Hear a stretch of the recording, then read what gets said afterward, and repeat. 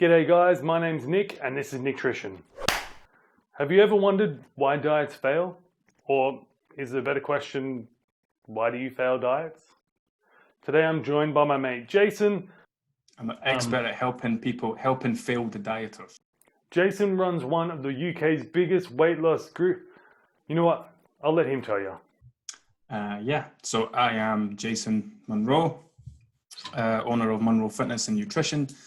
I run an online weight loss community, weight and wellness, lifestyle, mindset type community. People come for the weight loss, but then they discover that in order to address their weight, there's so much other stuff involved. So they come for the weight loss, but they stay because of everything else.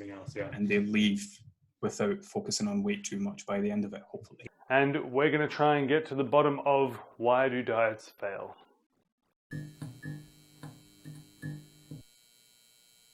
So first things first, to get to the bottom of why diets fail, we need to figure out if they actually fail. Did you know that around 6 out of 7 people who are overweight or obese will lose a significant amount of weight in their lifetime? Unfortunately, after about a year, 70% of those people have regained the weight.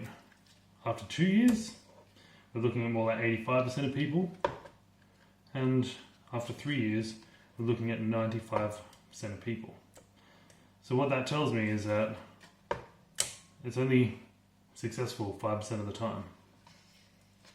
So with a long-term success rate of around about 5%, we can pretty much say that diets don't provide a long-term solution.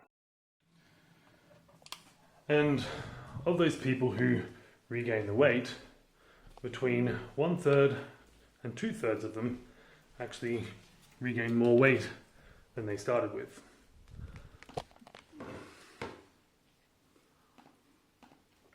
So, is it the fault of the diet? Is it the fault of the dieter? Let's try and get to the bottom of this.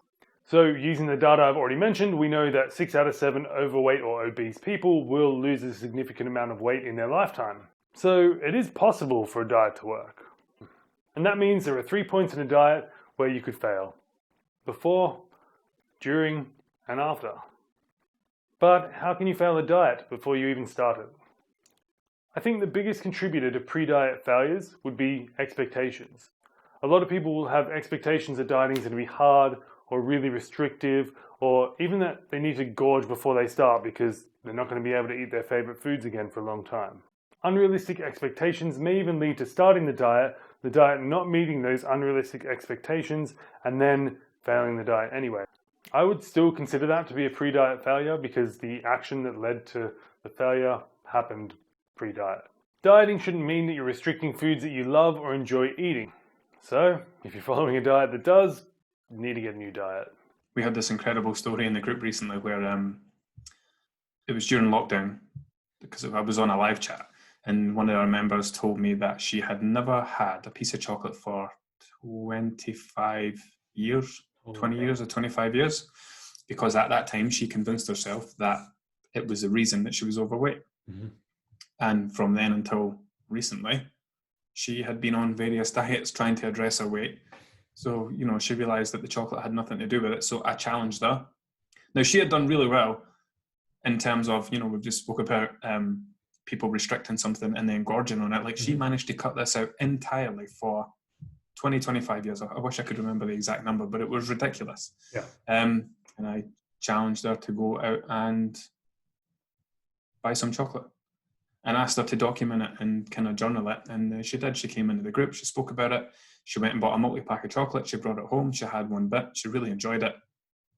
And now she has chocolate back in her diet. She didn't lose control around it. She's not been gorging on it. She is actually making such good progress in the group. Like she's lost something like 20, 25, 30 kilos over the last, she's done ridiculously well. And now she has chocolate back in her diet, which makes me happy and sad at the fact that she's missed out on 20 odd years of chocolate.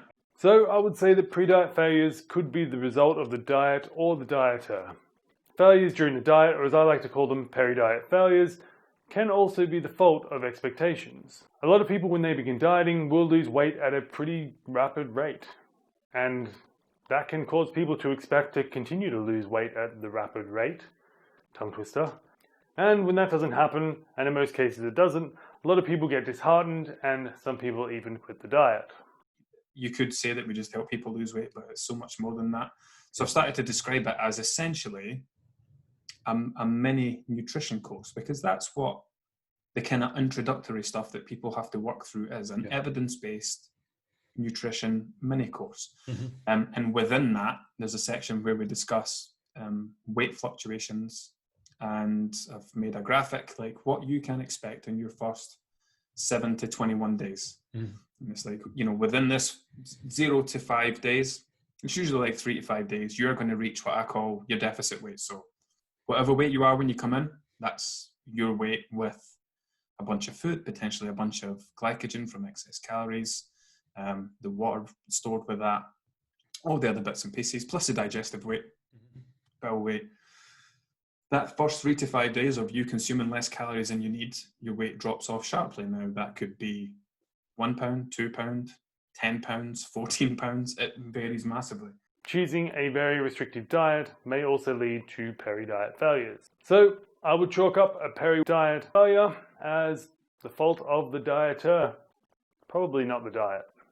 If you're enjoying this video or finding it helpful, a sub would be very much appreciated. So I think the number one reason that most diets fail is that most of the products and plans and whatever else that's out there, some of them are designed with failure in mind. I mean, I often say that, these diets are designed to fail. They're not essentially designed to fail, but they are designed so that you are only achieving temporary weight loss, because the profit isn't in helping someone once and never seeing them again.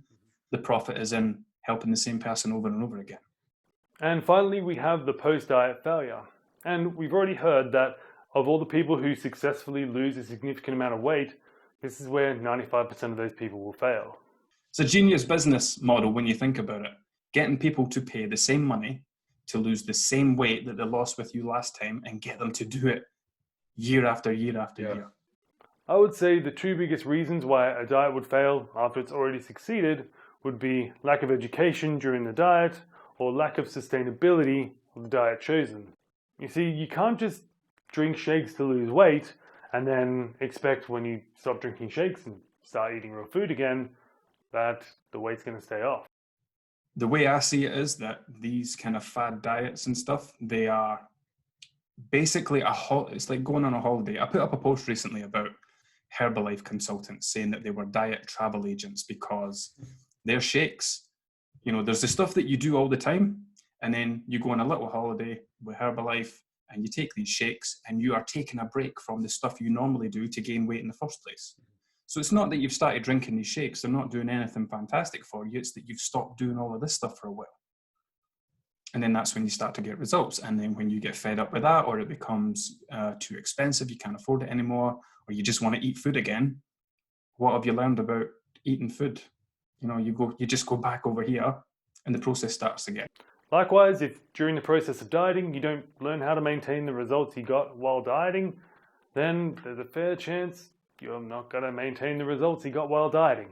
All of these things that people go to for weight loss are generally specifically designed only to help people address the outcome. So the outcome being their weight. So they have all this other stuff going on, that, the way that they eat, the way that they drink, their activity level, all these other things going on that contribute to the outcome, which is your weight.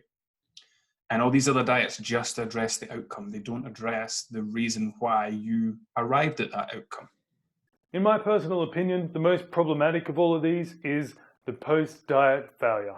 The reason for that is that it can lead to yo-yo dieting. Now, yo-yo dieting in itself, not such a bad thing, but in most cases what happens is somebody has success with the diet, stops the diet, puts the weight back on, and repeats that cycle. But anecdotally, each subsequent weight loss, people generally find harder.